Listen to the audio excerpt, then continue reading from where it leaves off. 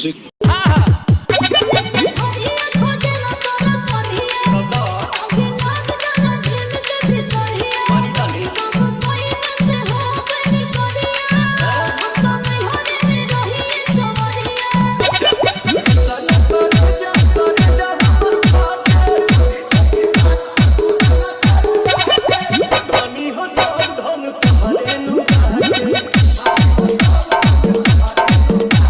और अगर तुम लोग नए हो तो सब्सक्राइब करो, वो जो लाल वाला बटन है उस पर फूट फेंक के मारो या फिर मोमबत्ती, मुझे नहीं पता, बस क्लिक हो जाना चाहिए। अब मैं भी जा रहा हूं, मुझे पैसों के पीछे भागना है।